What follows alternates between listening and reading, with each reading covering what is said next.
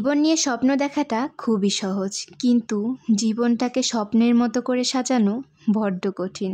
এটাই বাস্তব, আর এই বাস্তবতাটাকে মেনে নিয়েই আমাদের সব সময় চলতে হয়। বাট ধৈর্য ধরে আছি কোনো এক নতুন দিনের অপেক্ষায়, যেদিন আমার স্বপ্নগুলো পূরণ হবে ইনশাআল্লাহ। হ্যালো এভরিওয়ান, আসসালামু আলাইকুম। সবাই কেমন আছেন? আশা করছি সবাই ভালো আছেন। আলহামদুলিল্লাহ, আমিও ভালো আছি। আর আপনাদের সাথে আছি বরাবরের মতো জান্নাতুল মাওয়া সাভার থেকে। সকাল 7টা বাজে ঘুম থেকে উঠে রওনা দিয়েছিলাম পাসপোর্ট অফিসের উদ্দেশ্যে, কিন্তু দেখেন তারপরও আমরা এসে দেখি অনেক ভিড়। মানে এখানে তার আগেও মানুষ এসে বসে আছে। যেহেতু আমি সাভার থেকে এসেছি, 3 ঘন্টা লেগেছে আমার আসতে। রাস্তায় প্রচুর জ্যাম থাকার কারণে আসতে আসতে লেট হয়ে গেছে। যাই হোক, তারপরে এখানে এসে অনেকক্ষণ অপেক্ষা করেছি, তারপরে হাতে পাসপোর্টটা পেয়েছিলাম। যেদিন আমরা পাসপোর্টটা পেয়েছি তার আগে যেদিন ছবি তুলেছি সেদিনটা অনেক প্যারাময় ছিল। যেদিন ছবি তুলতে আসতে হয় সেদিন এত প্যারা থাকে, মানে বড় আকারে লাইন ধরে দাঁড়াতে হয়, বিভিন্ন ধরনের ডকুমেন্টস চেয়ে থাকে, আর সেটা যদি একটু ভুল হয় তাহলে আপনি রিজেক্ট। আবার আপনাকে পরবর্তীতে চেষ্টা করতে হবে, নতুন ডকুমেন্টস নিয়ে আসতে হবে, আর যেগুলোতে ভুল থাকবে সেগুলো সংশোধন করে আসতে হবে। এইসবই এখানকার কাজকর্ম থাকে। আমার নিজের এক্সপিরিয়েন্স থেকে কিন্তু আমি বলতেছি, আমি যেদিন ছবি তুলতে এসেছি সেদিন আমার অনেক কষ্ট হয়েছিল, অনেক সমস্যা হয়েছিল। আমার যেহেতু কষ্ট হয়েছে তার থেকেও বেশি কষ্ট হয়েছিল আপনাদের ভাইয়ার, কারণ আমার ডকুমেন্টসগুলোতে একটু সমস্যা ছিল, সেগুলো সংশোধন করতে বারবার আমাকে বাইরে যেতে হয়েছে কম্পিউটারের দোকানে, সেখান থেকে সেরে তারপর নিয়ে আসতে হয়েছে। পরে তো আমি একসময় ক্লান্ত হয়ে পড়ি, আপনাদের ভাইয়াই পরে পরবর্তী কাজগুলো করেছিল। যাই হোক, সব সমস্যা সমাধান করে আলহামদুলিল্লাহ ওই দিনেই কিন্তু আমি ছবি তুলেছিলাম, তাই আজকে পাসপোর্ট নিতে চলে এসেছি। আর এখানে এসে খুবই বোর হচ্ছিলাম, আর আমার ভালো লাগতেছিল না বসে থাকতে। পরে আমি এই পাশে একটা ব্যালকনি দেখতে পাই, সেখানে চলে এসেছিলাম। আর এখানকার দেখেন ভিউটা কত সুন্দর, মাশাআল্লাহ এত সুন্দর লাগতেছিল। কিছুক্ষণ পর পর দেখেন এখান থেকে প্লেন যাচ্ছিল, আর এত সুন্দর লাগতেছিল, কি সুন্দর, মানে এত সুন্দর আকাশ। আমি এর আগে কখনো আকাশটাকে এত সুন্দর করে চোখে দেখি নাই। আজকে হয়তো একটু নতুন করে আকাশটাকে দেখতেছি, তার মাঝে একটা প্লেন যাচ্ছিল, আমার খুবই ভালো লাগতেছিল।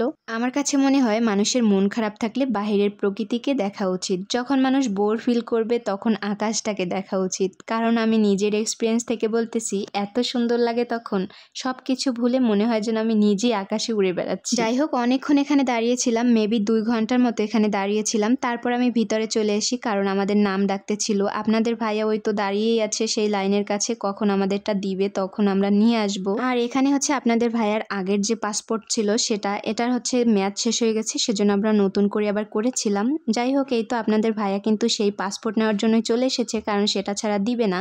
যাই হোক, আপনাদের ভাইয়ার পূর্ণ পাসপোর্টটা দেখে তারপরে কিন্তু নতুন একটা পাসপোর্ট দিয়েছে। আর আমারটা তো নতুনই ছিল, আমি এর আগে কখনো পাসপোর্ট করি নাই, আর এটা হচ্ছে আমার প্রথম, মানে ফার্স্ট টাইম। দেখেন ফিলিংসটা কিন্তু অন্য ধরনের, তাই না? যাই হোক, আলহামদুলিল্লাহ শত বাধা বিপত্তির পরে আমরা কিন্তু পাসপোর্ট হাতে পেয়ে গেছি, কারণ এই পাসপোর্টের জন্য অনেকটা টাইম লস হয়েছে আমাদের। ফাইনালি আপনাদের ভাইয়াও কিন্তু অনেক খুশি, আর ওর এই খুশি দেখে আমার একটাই কথা বলতে ইচ্ছে করতেছিল, হঠাৎ করেই দেখো একদিন আমি আমার আল্লাহর ইচ্ছায় সব স্বপ্ন পূরণ করব, আর সেদিন মাথা উঁচু করে বলবো I am successful in my life. জানেন তো, এই কথাটা হয়তো সে এখন শুনতে পাচ্ছে না, বাট আমি তার আড়ালেই বলতেছি, কিন্তু হয়তো সেও শুনতেও পারে যদি আমার ভিডিও দেখে। আমি আমার এই বড় কথাটা রাখার অনেক চেষ্টা করব, যথাসাধ্য চেষ্টা করব। যদি আল্লাহ তাআলা আমার সহায় হন, সত্যি একদিন আমি আমার ইচ্ছে পূরণ করতে পারবো। যাই হোক, অনেক ইচ্ছে পূরণের কথা হয়ে গেল, মানে আমি ক্লিয়ার করে হয়তো বলি নাই যে আমার কি ইচ্ছা বা কি স্বপ্ন, বাট যদি কোনোদিন পূরণ হয়,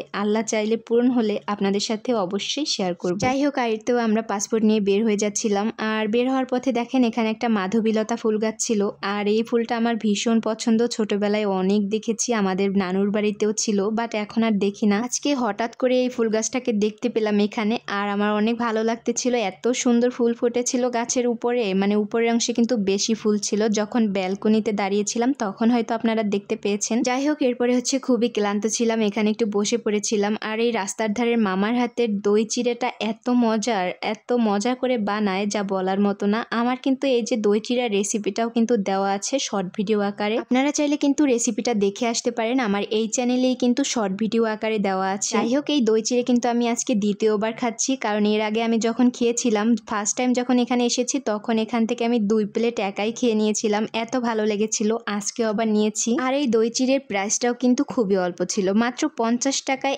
এক বাটি ভর্তি দই চিড়ে, তার মধ্যে আছে দুধ, কলা, কলা কত কিছু দিয়ে বানিয়েছে। এত মজার একটা রেসিপি এর আগে আমি কখনো খাইনি। আমি তো এখান থেকে মামার হাতের দই চিড়া খেয়ে এত ফিদা হয়ে গেছি যে আমি বাসায় গিয়ে এটা ট্রাই করব, মাস্ট বি। কারণ যেদিন ট্রাই করব সেদিনই আপনাদের সাথে আবার ভিডিও করে দেখাবো যে আমি এটা ট্রাই করেছি বাসায় বসে। যাই হোক, ভিডিও ভালো লাগলে অবশ্যই লাইক কমেন্ট করবেন এবং শেয়ার করবেন আর আমার পাশে থাকবেন, সাপোর্ট করবেন। আসসালামু আলাইকুম, bye bye, tata, take care.